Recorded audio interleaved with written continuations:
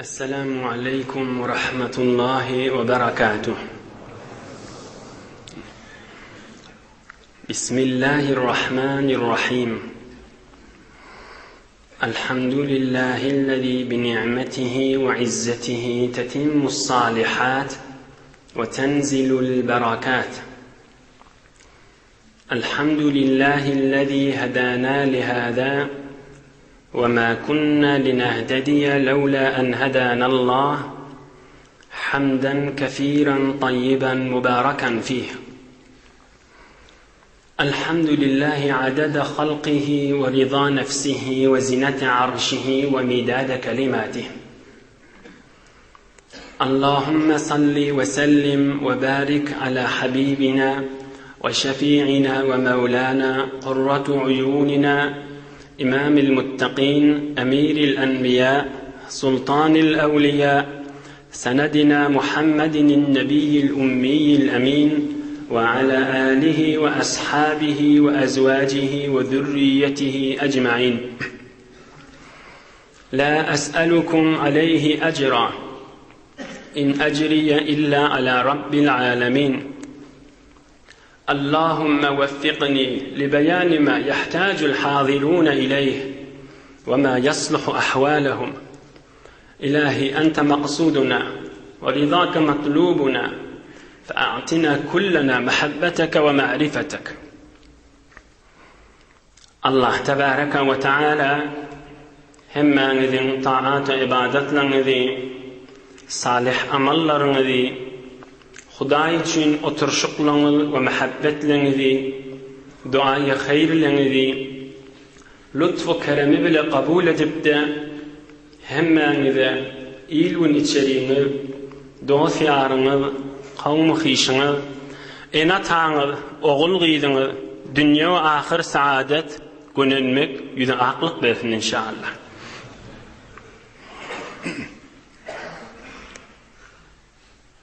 Gözümüzün nuri ve başımızın tacı olan Muhammedur Resulullah sallallahu aleyhi ve baraka ve sellem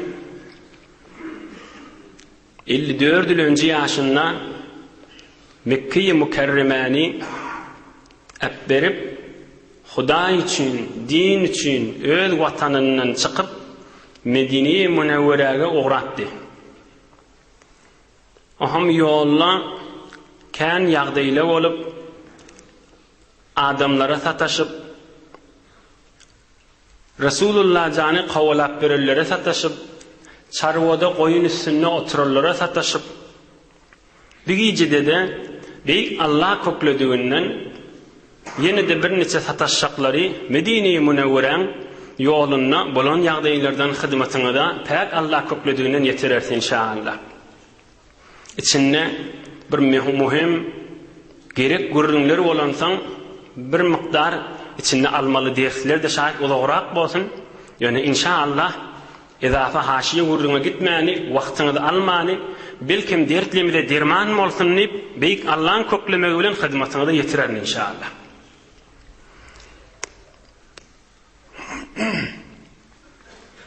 Geçen hafta Ummu Ma'bed Hazreti Atika çarvada turan dinana on denesinden Resulullah can geçipti Medine-i Münevvere'ye gaşin yolla. Thumma marru bi'abdin yara'al ghanama fastasqahu Ebu Bekir'in Siddiq radıyallahu anh.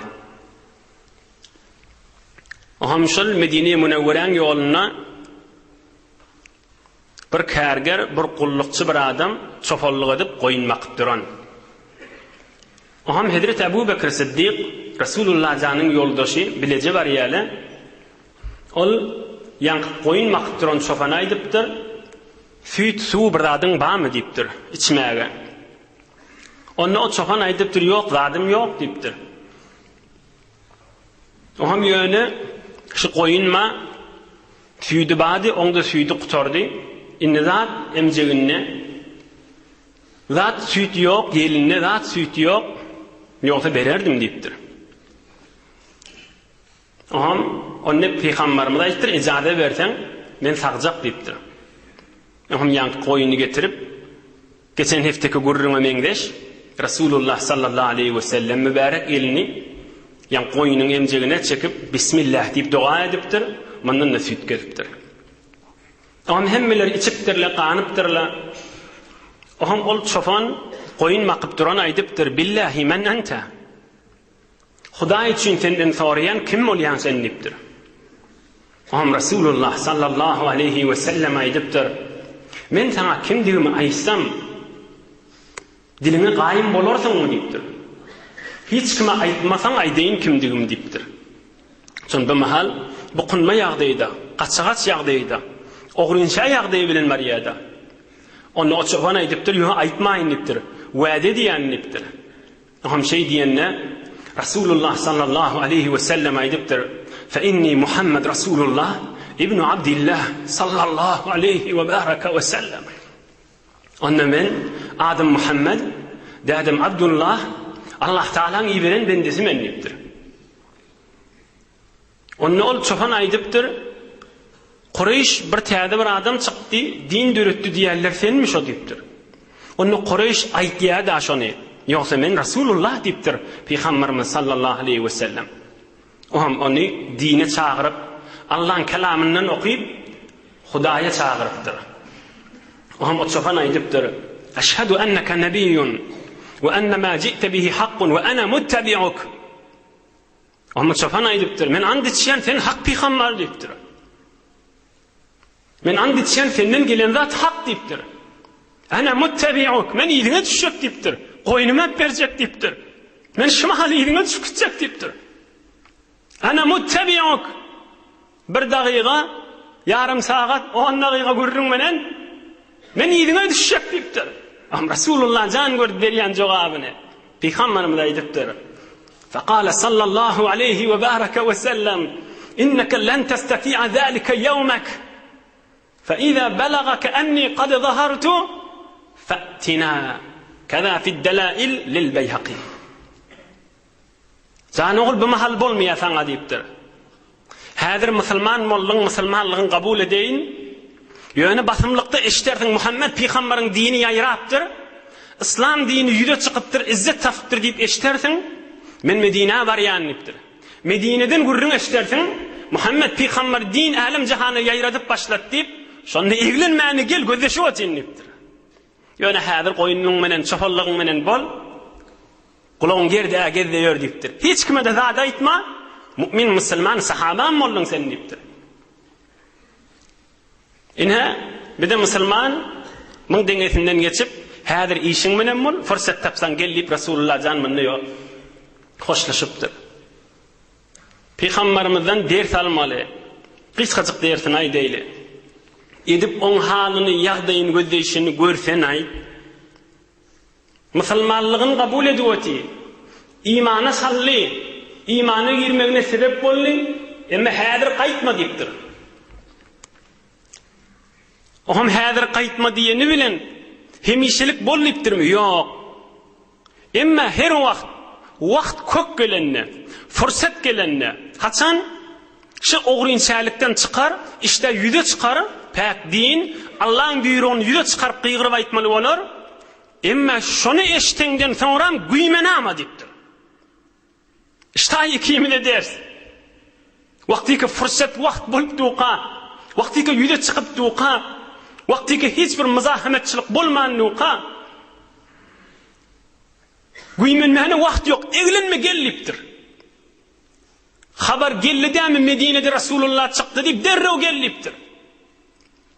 Dünyanın kızgın tutmağın, işin gör, bikar yatmağın, mahdumulu unutmağın, gideceksen ne mahdumulu işan.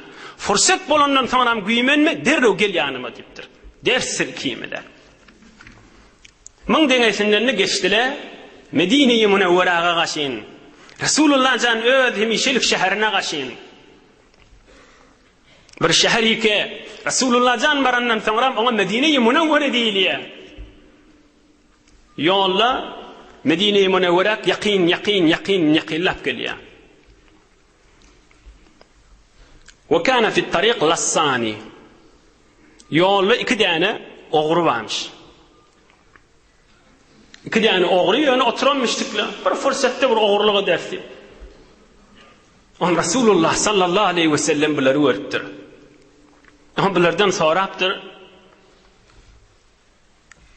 Adınız nämesidin diptir.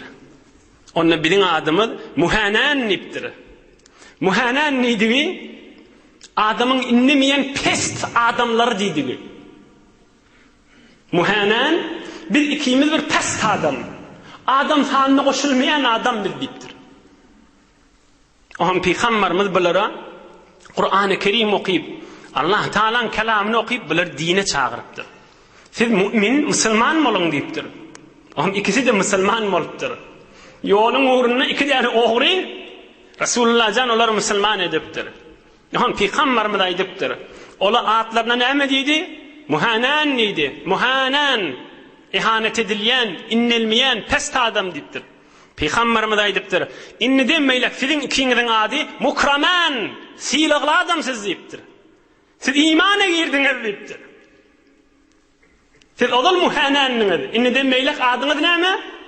Mukraman, ikram edilen adam.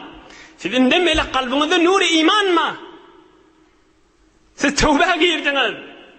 Allah'ın nurunun eteğine girdiniz. Sizin adınız mukraman deyiptir. Aham ikisi de Müslüman olup adlarına da mukraman nakıptırlar. Aham o günahlarından tövbe etmeyen yolunu Resulullah can öğretiptir. Ve emarahuma en yaqdama el Medine'tel Munawwara. Men Medine'ye varyaniptir Resulullah can. Evvelin fırsatta barın gözleşi atayıniptir. Onlar da Müslüman edip dengesinden geçitiptir. Şuurun içinde bireme vaktimiz alsak da 10 dakikada bir kærrek ders var. Geçsek gelişecek değil. Hoca kulağımız geleylim, havasımız cem edelim. İnşallah güymünlerin içinde. Evvelene Resulullah sallallahu aleyhi ve sellem edip dağı vaktin kadrini bilip fırsat kök gelse, vakt yağday kök gelse ellen berme işini görsene. Yet men Medine var yan şotadi gurruna des deydi mi? Deymendir. Havluq mancık yallarına durup şolar imana çağırıptır. Havluq mancık. Nagat vaktin kadrini biliyor. Nagat fırsatın kadrini biliyor. Bu ödünden çürüyüm oturuvermeli ki biz ders alıp. Öyle kaçsa iyiliğini kovalap diyorlar. Her yağdayla öldürecek deyip diyorlar. Şu fırsatın içinde dağda iki neferi Müslüman edip İkilenci yağdayı edip onlara hürmet koyuşunu versene. Yok siz mukramansınız deyip adamı günahı bilen utandırmalı değil ki adam olan iştivalarıyla ona utandırma hıcaleti koymalı değil ki Resulullah'dan bizim ulgumuz ahim.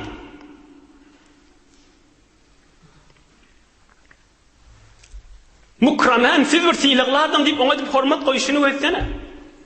Ona ihlas bilin, sadakat bilin, canu dil bilin, yüreği bilin, mehabbet etişini versene onlara.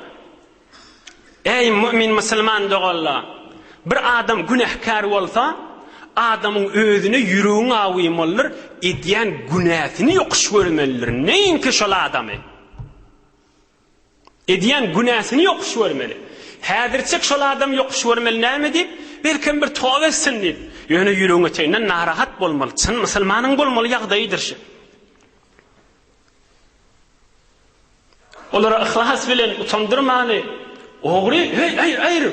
Oğrun golüne varıp bomar el çekbelerden diymani. Onun ahatlarının ağdı ütködüp, onlara bir hürmet at koyup, ikram at koyup, Resulullah canın etiyen işler de. Biz Müslümanlığın ulgusu da. Üçüncü ders almalı da. Huda için bolmak gerek. Vaktiki adam Huda için yiyen olsa, Huda için içyen olsa, Huda için kipleyen olsa, Huda için gityen olsa, bir yana baryen olsa, ve Huda için kıymetleyen olsa, ve tamam etyen işler Huda için olsa, o adam bir mübarek adam oluyor. Teverrik adam oluyor. Tamam harekatları bereketli oluyor. Huda için bariyada, Huda için kipleyada, Huda için kıymetleyada, Huda için enerjisini mesref ediyor. Dünyesinin qowalavati Hudaý hoş bolsun diýip musulmanyň bolmaly ýagdaýdyr. Oglaýdynyň hedawati Hudaý hoş bolsun diýip durşuna mübarek da. Baran ýeri dermanna ýöne, baran ýeri nur bereket da. Resulullah ol peygamber, ol Muhammed Resulullah hak görüň. Emma Allah Taala Resulullah jan bir musulmanyň ulgusy etipdir. Muhammed peygamber bolup boljakmy diýip aýtýarlar. Hak görüň, hiç bolup bolmar. Dyrnagyny kesip etberen mota şoňa da ýetip bilmer. Emma Resulullah Allah Taala hudy Qur'an-ı Kerimde on ayetlerini okuysam men gurrüňden çykmaly boljak. Resulullah jan bizim ulgumy dahil. Allah aýdyýetdiň ulgumy diýip. Her kim Muhammed peýgamberiň ýerine düşse, men Hudaý şonu gowererin diýipdir. Emma dördüncü esasy dersi. Ýüregi ağırdyp biz musulmanlar bir ahir darganak zamanyň içinde gorka goýan ýagdaý. Ey mümin musulman, gulagyň ger, gözüňi aç, hawasyň jemet Hudaý üçin. O da näme? Bir alim adam geçipdir, Imam Newewi diye. Men gurrundan çykjak diýil ha. Imam Newewi, Allame Newewi qatyr Resulullah'ın sözlerini 400-500 min tane peýgamberiň sözüni tekir ýat bilýän adammışdy. 400 min tane peýgamberiň sözünden hafizy kolmuşdy. Şol adam aýdypdyr, men nazaryma diýipdir. Şu kadar Resulullah'ın hadislerini ýat tutdum. Düşüneýin gurluňy. Şu kadar 100 miňden peýgamberiň sözlerini ýat tutdum diýipdir. Ana aqul madaru'd-din ala hadisin wahid. Şu din İslam peýgamberiň birji hadisiniň daşyndan aýlanýar diýipdir. Peýgamberimiň birji sözüniň daşyndan aýlanýar diýipdir. Men 100 miňden hadis ýat tutdum. İçine girdim, düşündüm diýipdir. O da näme? Ad-dinu an-nasiha. Din musulman doganyňa ýüregiň ýanmak. An-nasiha diýdigi näme diýdigi? Ey aş-şafaqat alal mu'min ve qada'u hajatihi ve taqwimu akhta'ihi. Şuna adyny nasihat diýerler. Nasihat diýdigi musulman doganyň bir günah edinni şoňa narahat bolmak. Wah falany da şu günaha murtakip bolupdyr diýip wagt çekmek, şonu nähili dogurlap bolarka diýip pikirine bolmak. Şuna adyny din diýerler, nasihat diýerler. Resulullah'ın söyledi. Ad-din an-nasihat. Din diýerler nasihattir. Yani özüň dogurlap musulman doganyň günah edinni şoňa narahat bolup, wah falany da şey diýipdirmi diýip ýüregiň ýanyp, şoň näme ýol bilen dogurlap bolarka diýmek, nasihat din şidir diýipdir peýgamberimiz. Inni peýgamberimiz ýanky ogryň görüňini görüň. Olan kafirlik ýagdaýyna Resulullah narahat bolupdyr. Olan ogrydygyna narahat bolupdyr. Ohum Resulullah edip barýan ýoluny öýde adyňyz näme diýipdir? Muhanan, ýok siz mukraman diýipdir. Gowsy dil bilen olary ýola getiripdir. Ine bila diniň aýtýany. Emma bizim gorkýan ýerimiz näme? Qadimda bir adam bagyşlaň zinaga murtakip bolýanmyşdy. Fasyk bolýanmyşdy. Günahkar bolýanmyşdy. Etiyada tüssäge ýa bir haram suwa murtakip bolýanmyşdy. Emma başga bir musulman doganyndan şoňa şol işi edilligini eşitenden narahat bolýanmyşdy. Wah men şu derde düşüp ben palanyň qada näme gerek diýip ýanýanmyşdy. Narahat bolýanmyşdy. Emma şu halky zamanna näjire namaz okyp duran, näjire gowadam ýa gowdynana daşyndan göreňde bir adam ya bir zinana hatta avreyli ya hatta taraf ahun ya molla ya bir yakas belli adam bir günah zada haram zada murtakip bolsa şol kızıl tason ýaly dip hoş bolup degen ya ey imanly dogully näjire musulmançylyk bolmaly. Yani bir musulman adam Hudaýyň dininden çykdy dip degenmeli nähili bolmaly daçy. الدين والنصيحة. Resulullah can aýdypdyr, dinniýanyň, musulman dogynyň ýüregiň ýakma, ýüregiň ýanmak. Wah falany dagda şu günaha murtekep bolupdyrmy? Falany dagda haram işi dapdyr. Wah edip ýansa hakykat musulman adam şodur. Emma hinsaýasynyň gözleşipdi. Ya owasyna, ya mahallesine, ya öz her kim bolsun, şon tanyýan adamsy bolsa, be hususda şoň menen odal adawaty kinesi bolsa, o kinesi bolany bilen tarap musulman ahim. Şondan bir biýawryçylyk, günah zat, haram zat eşitse, görünni şonu fuzullap eşittirip, hoş habar ýaly edip aýtmaly. Ey musulmanlar, mescidin içinde oturuňuz, insaf edin, ýerisinden imanyň büýürýän zaty. İmanyň haýsy bir tarafından şonu kabul edýän zaty. Hudaýyň dininden çykdy diýip, hoş bolup, begenip, zinany eşitse adam sigilmegin gözleşip, şoňa buşlyk edip aýtmaly. Adam eşitse zinanasyny buşlyk edip aýtmaly. Ya oturşyk çaý suwlaryna palany şeýle bolupdyr diýip. Ya öz tanıyan qarındaşından ya başka kişisinden. Ve hususi odal aralarına bakilçılık ya kini kuduret bağı olsa. Vah deyip yanmanı onu beginmeli. Mahdumul İşan aydiyada üstünde duracak diyenim şey. Resulullah can oğra adamı. Resulullah can eşhedü enne Muhammeden Resulullah diyen adamımız. Namaz okuyamızda Allahümme salli ala Muhammed diyen adamımız. Hudaýyň huzuruny duqap Esselamu aleyke eyyühen nebiyyü ve rahmetullahi ve berekatuh diyen adamımız. Şol Resulullah'ın ediyen işini gör, oğriyini görenne näzire olar siz mukramen, siz syýlykly adamlar diýip olar dine çağırıpdy. Şolun günahlarına ýüregiň ýa, şolun günahlarına narahat bolýa, bizde mümin, musulman ve Muhammed Mustafa sallallahu aleyhi ve sellemin ümmeti ahim. Bu arada ilgun jamiany özlemen, özüme de aýdýan. Bu arada näme etmeli? Özümde gaýym bolaylyň. Özümde gaýym bolaylyň. Şol bu zaman özümde gaýym bolmaly zaman. Ay hawada jamiä şeýle bolupdyr. Ýok, kepläp duran imanyňa gaýym bol. Eşitip duran mümin, musulman dogan imanyňa gaýym bol. Näme diýip? Şol Resulullah jan aýdypdyr. Satakunu fitanun yusbihu ar-rajulu fiha mu'minan ve yumsi kafira. La hawla ve la kuvvete illa billah. İştiçkin qaranqylyklar köfeler, aqidalar köfeler, pikirler köfeler bir adamla bolar diýipdir. Erti bilen turanda musulman, akşam yatanna halis imandan boş kafir bolup yatar diýipdir. O bir tofar adamlar bolar, akşam yatanna la ilaha illallah Muhammedur Resulullah diýip ýatyr. Erti turanna halis imandan boş kafir bolup turýar diýipdir. Resulullah'ın aýdan dedi, gaty söz, hewir uluqan söz. Resulullah'ın aýdan dedi, sen edinma bu wurruňy. Bide bu wurruňdan ikimiz ders alaýly. İmanymyza gaýym bolayly. Mahdumul İşanyň da bir aýdan dedi, okyp wurruňdan çykyň. Haýp wagtym dar, Resulullah janyň wurruňy alyp barýamyň içinde dursam. Derdim bardır diyarından, döwründen, hayır haýsy, ihsan haýsy bilinmez.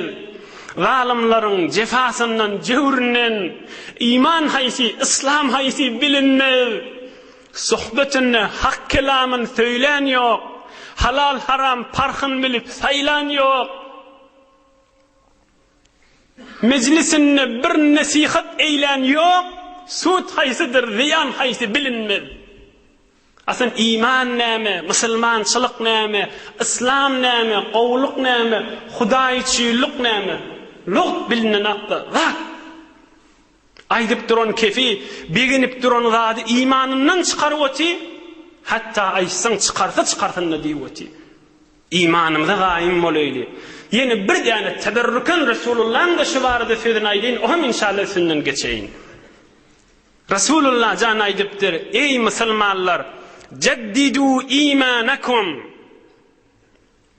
Ey musulmanlar, imanınızı täzeläp durun diýipdir.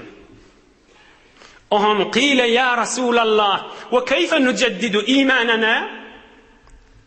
Biz nähili imanymyzy täzeläýli? Musulmanlar da diýipdir. Iman täzelemek diýeniň näme bolýar? Bir adam dehretini täzeleýär, ýene bir dehret qilýar. Emma imanyň täzelemek näme? Onu Resulullah can aydıptır. Ekfiru min kavli la ilahe illallah ravahul imamu Ahmed. Onu kade la ilahe illallah aydıptırın imanını təzelemektir diptir. Hemmemizin vazifemidir imanımızı təzeleptir öylüğün. Fitne zamanına, darganak zamanına, bir Müslüman adam günah edenini beğenilyen zamanında, bir Müslüman adam Hudayın buyruğundan çıkanına hoş varılyen zamanın içinde imanımız təzeleptir öylüğün. La ilahe illallah kana dikkat eyleyin. İnhe bir de Resulullah can gözümüzün nuri, başımızın tacı, rahmetül lil alemin olan Muhammedur Resulullah sallallahu aleyhi ve sellem iki oğru adama sataşıptı, onları Müslüman edip atlarını da mukraman daqşı. Resulullah can yine yolu bilen moliye.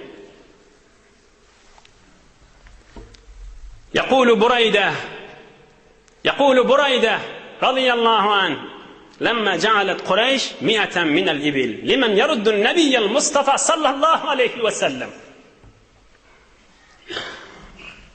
Burayda diyen bir adam aydiye. Buraydan yaşı gurrun dert inşallah bun. Türkmen heme diye onun adına Burayda baba. Türkmen tanıyan adamsın hani. Burayda baba. Burayda aydiye Medine'nin kolayına biz ova olup otuyorduk. Bize haber geldi. Her kim Muhammed Peygamber'i öğürüp getirse 100 diye verecekti, biz eşittik diye. Medine'nin yolunda olsa biz Medine'ye bir yakın taifa, yakın ova 70 adam olup Medine'nin yollarına aylanıp geldik diye. 70 adam hemmesi öz taifam, öz ovanın adamsı diye. Burayda kim? Burayda tuşu 70 neferin reisi, başı, kethudatı. Oham Resulullah can sallallahu aleyhi ve sellem de geliyor Medine-i Münevvere'ye yakınlak geliyor. Akşam karanqırak vakti evlerinden burayda çıkıyor 70 nefer bilen. Ha kulağasın.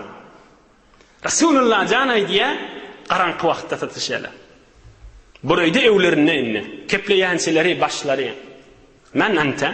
Kim olyan sen ya? Onu ol burayda aydiye. Kultu burayda. Men adım burayda deyip. Burayda deydiğinin manası savcacık deydiği. Savcak. Kılgının eksi de savcacık deydiği. Men adım burayda deyiptir. فالتفت النبي المصطفى صلى الله عليه وسلم إلى أبي بكر الصديق وقال برد أمرنا وصلح. Adın näme? Burayda. Aham Peygamberimiz Ebu Bekir Sıddık'a aydıptır. Ey Ebu Bekir, muňnagat adı gowy. Adymyň sowjajyk, düşmanlygymyz sowýdy.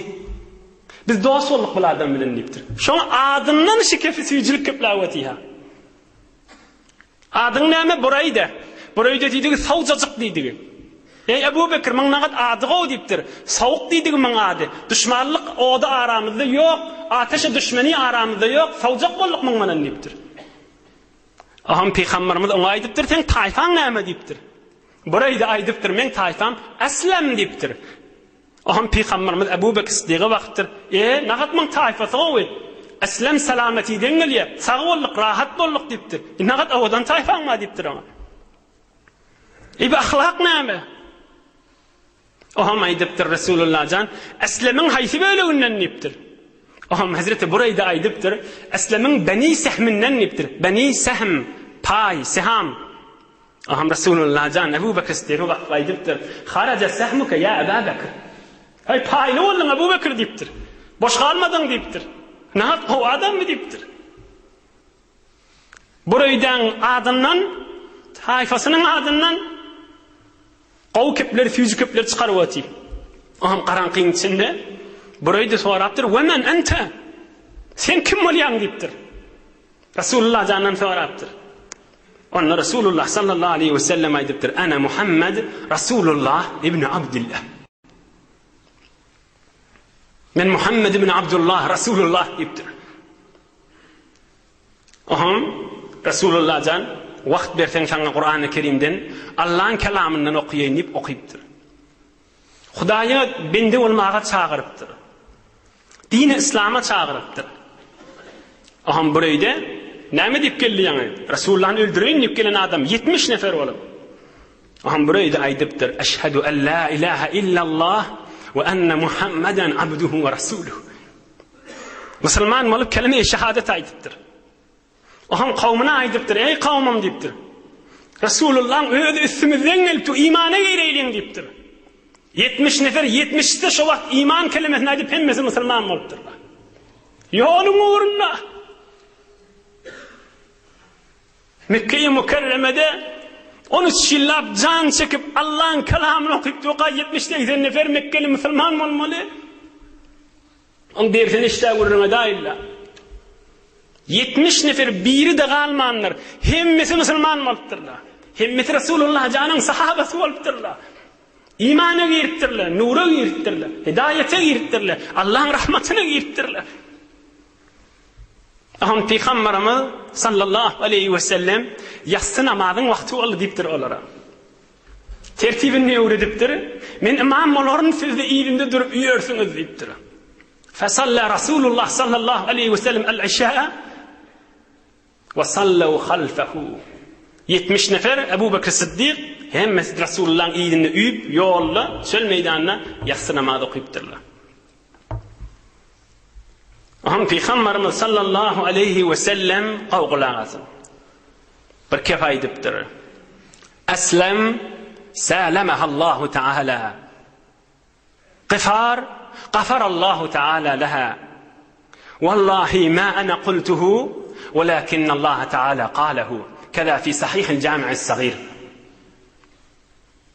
Buraydan tayfatynyň adı näme boldy? Aslem boldy. Resulullah can näme diýipdir şoňa hoş bolup. Aslem salamahallah. Aslami Hudaý dünýä ahiretlerini azat etdi diýipdir. Aslem taýfany Hudaý dünýelerini berdi, ahiretlerini berdi bilen diýipdir. Ýygynden aýdypdyr. Men Muhammed andy içýän diýipdir. Şunu men aýdamak Hudaý aýdýar diýipdir. Wallahi ma ana qultuhu walakin Allah Taala qalahu. Aslem salamahallah. Aslem diyen tayfan Hudaý Taala iki dünýäsini abad etdiğini men Peygamber aýdamak Hudaý aýdýar diýipdir. Ve Gafar diyen tayfanda Hudaý Taala günahlerini geçti. Menne Hudaý aýdýar men aýdamak diýipdir Resulullah can. Hudaýy hoş etmek, Resulullah'ı hoş etmek nagat hayır dogaldır ya. Hudaýy hoş etmek, Resulullah'ı hoş etmek aya boş verecekmi? Boş verýän insanlar, biwefa insanlar, namart insanlar. Bir oglanyň ýaqydyn ne kadar iýdinle gelip hoş edeýin demel ahyrda howk göwermeli seni, ahyrda hyt etip göwermeli, ahyrda puç etip göwermeli, ahyrda ýürüň ýakyp göwermeli. Emma Allah Taala durşuna wefadyr. Wefa birine 10 bererin. İhlasyň muty 100 bererin, 1000 bererin, artykmaç da bererin diýipdir Allah Taala. İnsan bi wefadyr. Ine Resulullah ona bir hayır dogan etipdir.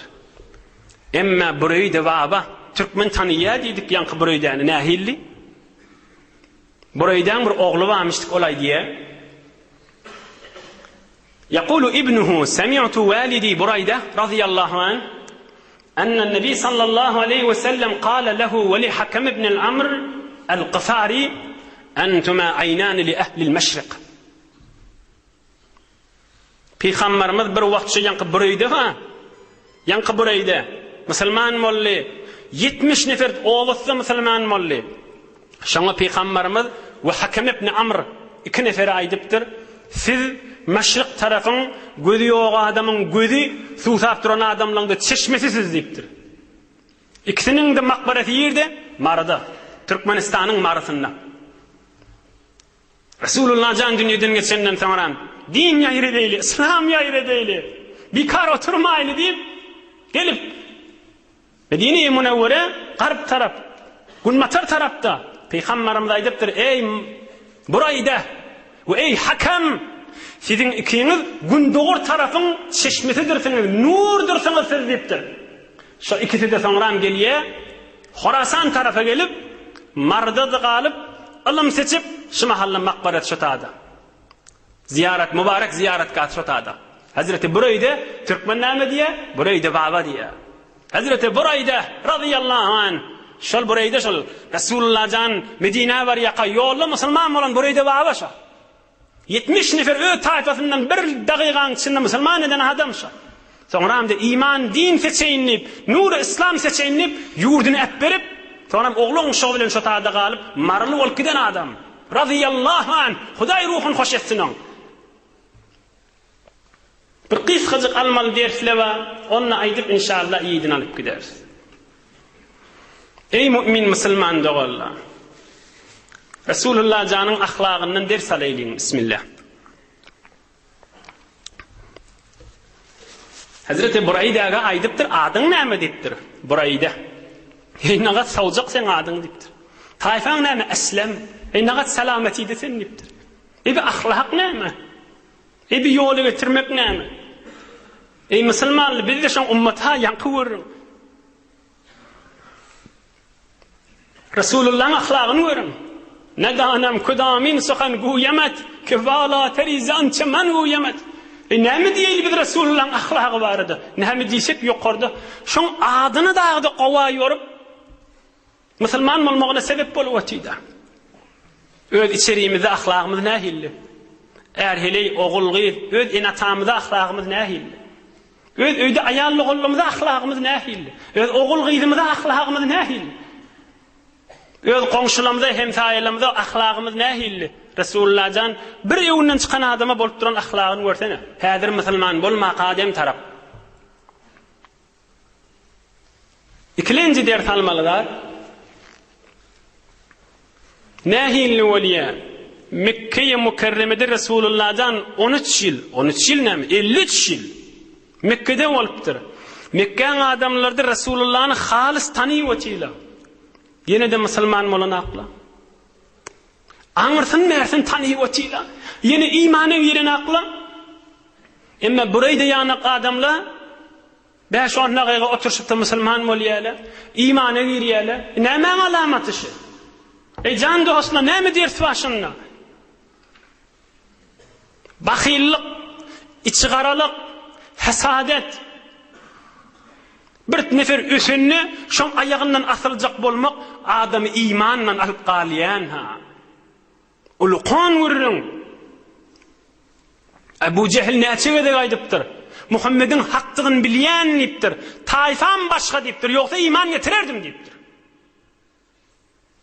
Anditsyan hakşynga diýipdir.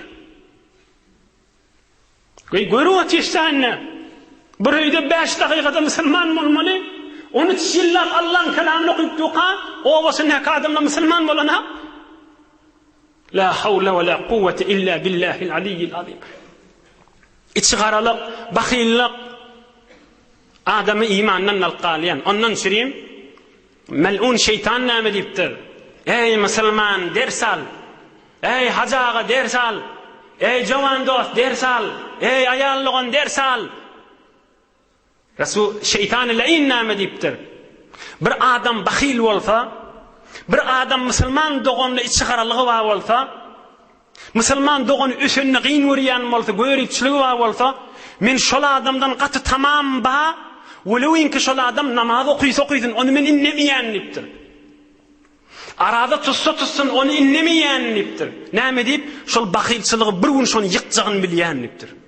Şol bahilçiligi etýän ibadatlaryny aýyryp etýän ibadatlaryň iýälligini bilýän nadipdir.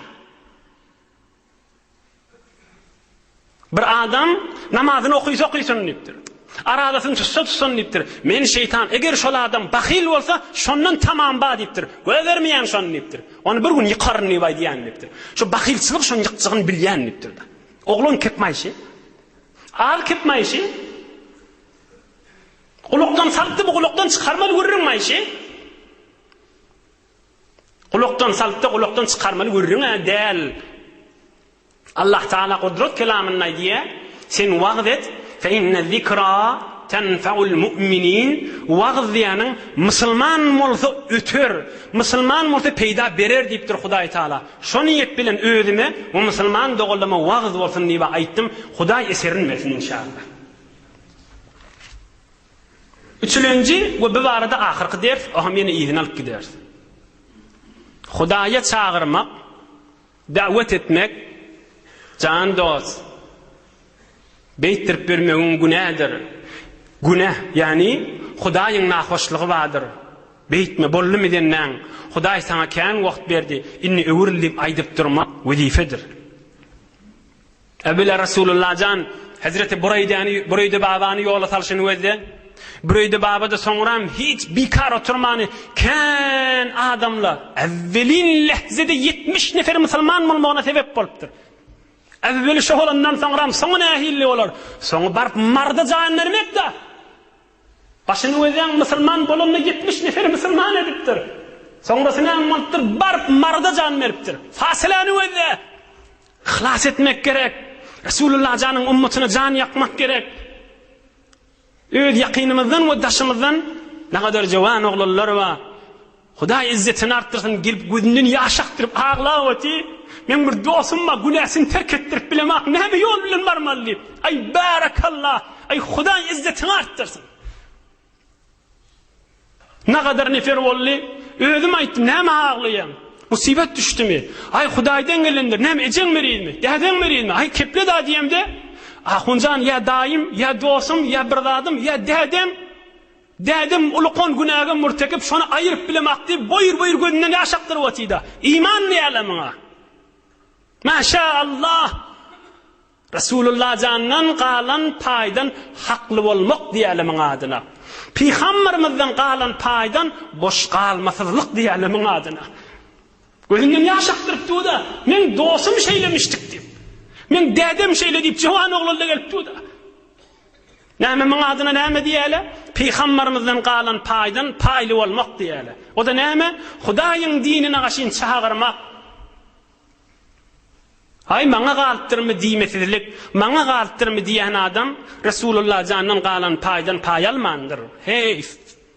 Peýgamberimizden galan paýdan paýlanmady. Peýgamberimiz özünden galan paýy näme? Din. Näme? Hudaýyň işgy, Hudaýa muhabbet etmek, Allah'ın nuruna ýaşamak özünden seçip gidipdir. Tamam musulmanly paýly bolsa da tökenmeýär. Emma ondan paýly bolan boldy we bolmadyk bolmady. Bolunny geçip barýar we Resulullah jan guzugyna açyp öwünden çykyp oty, paýsyz bolanny geçip barýar näme ýagdaý başlaryna bolsa da. On sawady bilen işi ýok. On bilimi bilen işi ýok, on gelişigi bilen işi ýok, on maly bilen işi ýok, on mulky bilen işi ýok. Fakat näme bilen? İman we amel salih bilen. Resulullah jan her namazdan soňram men wagtymda gürrüňden çykyp barýar. Her namazdan soňram munajat etýänmişdik. Yani Allah Taala bilen keplap aýtýanmışdyk. La yanfa'u zal jaddi minkel jaddu. Her namazdan soňram aýtýanmışdyk taşyn Resulullah jan. La yanfa'u zal jaddi minkel jaddu. Manasy näme? Hudaýa sen dergahyňda bir adamyň awadyllygy peýda bermeýär. Sen dergahyňda bir adamyň semizligi, horlugy, uzyllygy, külüligi peýda bermeýär. Sen dergahyňda malynyň kän azlygy, sawadynyň azlygy, bilimli we bilimsizligi peýda bermeýär. Fakat iman we amel salih peýda berýär. Hudaýa sen dergahyň şeýledir diýip her namazdan soňra aýdýanmışdyk taş. Elbetde şo görüň da. Elbetde iman görüň da. Musulman adamy doganyny jan dost, doganjygym beýledädir diýip kän aýtdyň etmeýärmi? Inna ahyrky ýoluň näme? Doga et. Hudaýa palanyýa tawfik ber. Hudaýa bereket ber. Ýene 5 dagyga 6 dagyga wagtymyz bar. Mandan ne geçip gitdiýär? Kimden? Hazreti Burayda. Bismillah. Resulullah jan Medine goýlady. Medine-i Munawwara. Medine goýlanna bir tofar sahabalar Şam'dan ticaret etip gelýänmişdikler. Medine yetmeke Peygamberimizin öwünden çykypdyrlar. Bile de Şam'dan, Suriye'den, odan akça parçalar alıp gelýänmişdikler. Oham Resulullah jandan guzoklaşyp, salamlaşyp, Peygamberimize Ebu Bekir Siddiq'a akça ýymaşlar giyip, Medine'ge akça bolup girim diýipdirler. Bu Hudaýyň kökleýişini. Oham mundan ne geçip, akça koýnak balaklar giyip, Medine-i Munawwaraga goýlapdyrlar. Medine-i Munawwara Resulullah janyň şäheri.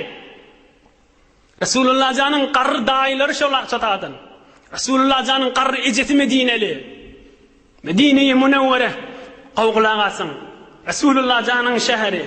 Bir şehri ki Resulullah can on hakkında aydiye. Her kim Medine'ye Yesrib diyse, estağfirullah diyesin. Fe innema hiye tabe. Hiye tabe. Hiye tabe. Ravahul İmam Ahmed. İnni demmeylek, men Medine'ye yettim. İnni min adı Medine olli. Her kim inni kadim adını aydıp Yesrib diyse, Hudaya estağfirullah diyesin. Medine tabedir. Tabedir, tabedir deyiptir. Tabe deydiği tayyibe, arasta, gav yer deydiği deyiptir. Medine-i Munevvere.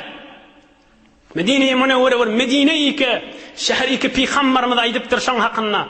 Allahümme ec'al bil Medinetil Munevvere zi'fey ma ce'alte bi Mekke'te minel bereke. Ravahul İmam Bukhari. Hudaya, şimdi Medine'ye, Mekke'ye Mukarreme'ye neçe bereket verim olsan, Medine ikisi bereket ver deyiptir. Mekke'ye näme bereket veren bolsaň, Medine'ye du beraber, iki sefer deyipdir. Medine-i Munevvere, Medine-i Munevvere'yi ki Resulullah can on hakkında aydiye, ey mümin, Müslüman, kulağas, bereketli vururun bula. Peygamberimiz bir gün dua edipdir. Allahümme inne İbrahim, abduka ve haliluka ve nebiyyuk. Hudaya, hudavanda, İbrahim sen halilin, sen peygamberin, sen benden, ve İbrahim Halilullah Mekke'yi Mukarreme'ye dua etti. Ve inni ed'uke lil Medinetil Munevvere. İbrahim Halilullah Mekke'ye dua etti. Hudaya mennesin benden ve mennesin peygamberin men Medine'ye dua ediyenliptir. Hudaya Mekke'ye näçe verin bolsaň, şu İbrahim Halilullah näme dilen bolsa şona ber, şoň du beraber etdim. Men hatyrıma da yine ikisi ber deyipdir Hudaya deyipdir. Medine-i Munevvere Resulullah canın şehri. Falan şehir, hariçte falan şehir, falan kafirlerin şehri. Yok, Resulullah canın şehrini. Hadirde adi uyas, Peygamberimiz din izzetini kaldıran yeri. Resulullah canın şehri. Bir kafirin şehrini ağdap, şunu ovudanmıştık, kovmuştuk deyip, Resulullah canın dualarını ver. Her kim Medine-i Munevverek verir yetirecek bolsa, bir duğdu alıp suğun çinoklandı, erimeyemi. Şu zarar yetirecek leşker, zarar yetirecek adam da Medine'ye varmaka dur suda erişal, erip akar deyiptir. İdine gaydar, Medine'ye zarar yetirip bilmedi hiç kim deyiptir. Yani idinden aydıptır. El Medinetu haramun, femen ahdese fiha hadesen ev ava muhdisen fe aleyhi la'netullahi ta'ala vel melaiketi vel nasi ecmain. Medine men şehrim deyiptir.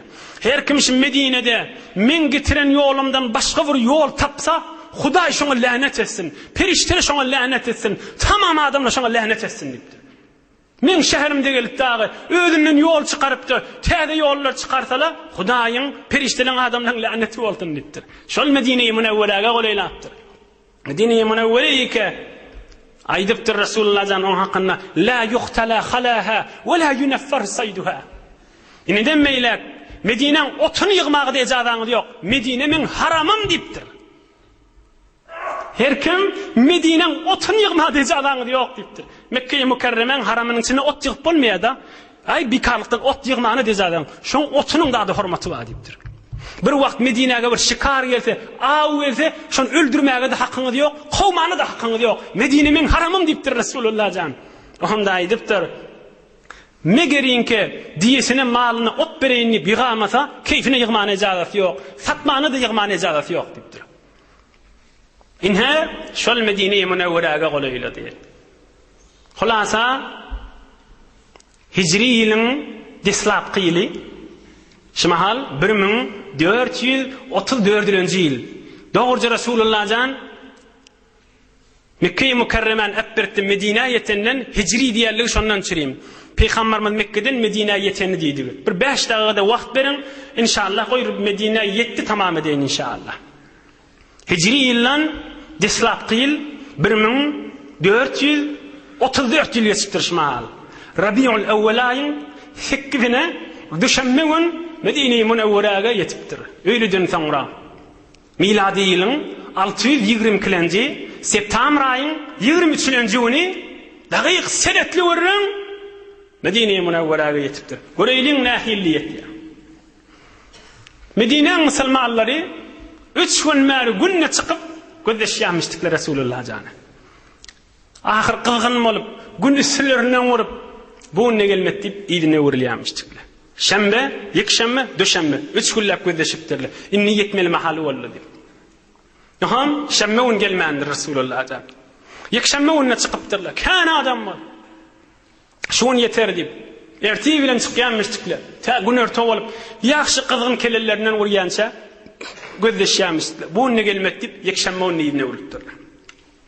Hamsi şembe un, döşembe un marpdyr. Döşembe un öýläçeli ýaxşy qızgın kelellerinden vurýança gözleşipdirler. Rasulullah jan gelmet dip idine vurupdyrlar. İdini öwürlip öýlerine jaýlaşyp barýakana ve ida rajulun minel yahud sa'ida ala uttam li amrin yanzuru ilayhi fa basara bi rasulillah ve ashabahu mubayyadin. Bir Yahudi adam bir beýik zady bir bagyň üstüne ya bir deýik difaň üstüne ya bir diýbaryň üstüne çykyp öz bir zadyny gözläp duranmyşdy. Görse Rasulullah sallallahu aleyhi ve sellem Abu Bekr Siddiq ýoldaşlary bilen agyryp gelýär. Bir de häzir Yahud musulman bolmady. Özüni saklap bilmäni, zidap bilmäni şu difeden gıyrıpdyr. Ya maşaral arab, hada jaddukum allazi tantaziruna. Gözleşip duran olakan adamız geldi sizin diýipdir.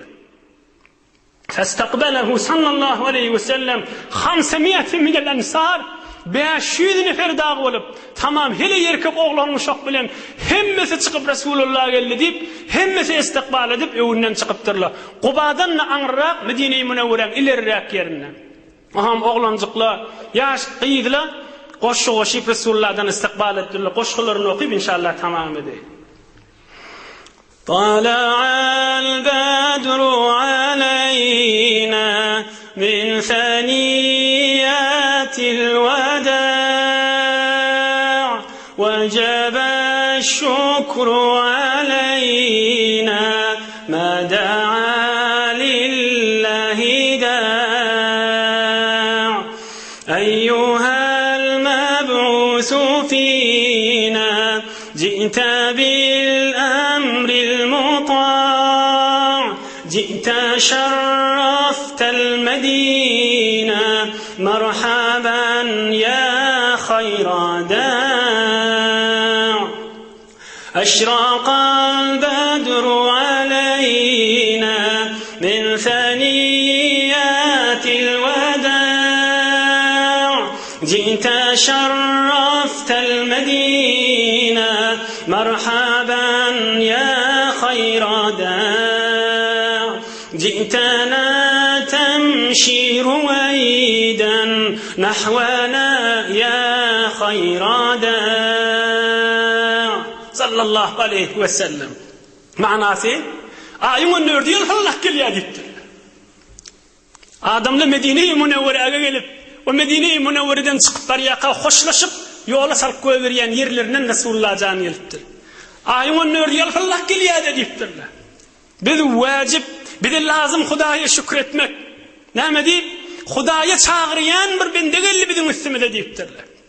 Ey Resulullah, hoş geldin. Medine'ni ovadalladın. Medine'ni yalfallattın. Gelin bir de kaşın yuvaşlık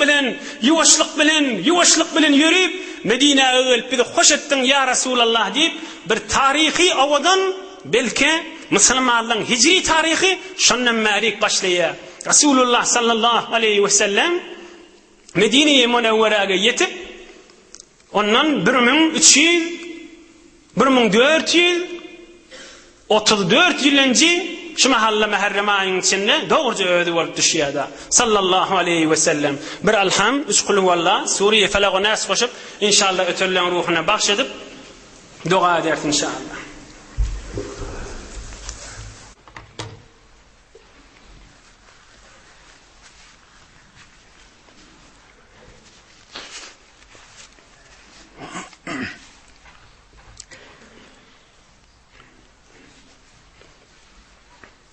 سبحان ربك رب العزة عما يصفون وسلام على المرسلين والحمد لله رب العالمين دعوة أخون إلهي آمين مرختم الذبادي بترله خالص رسول الله جان أولادي إبراهيم جان عبد الله جان قاسم جان روحنا ودورت قيدي هدرة فاطمة هدرة زينب هدرة الرقية هدرة أم كلثوم وإكا أختغي إمام حسن جان إمام حسين جان روحنا بخشت من اللي بترله إلهي آمين جان خداي إلهي آمين İlahi amin. Merizlerimize şefa, musafiratta, hıtmatta, qurbatta, nahaqzından düşen, müşkilli doğalla, yurdumuz parahat bolup, vatanımız emniyet bolup, asayiş, arameş bolup, bereketli yaşayacağımda, nuri imanla yaşayacağımda. İlahi amin. İlahi amin. Amin can Huday. İlahi amin. İlahi amin. Birahmetke ya erhamer rahim. Maşallah. Gayrat edin. Barakallah. Fırsatı elden vermem.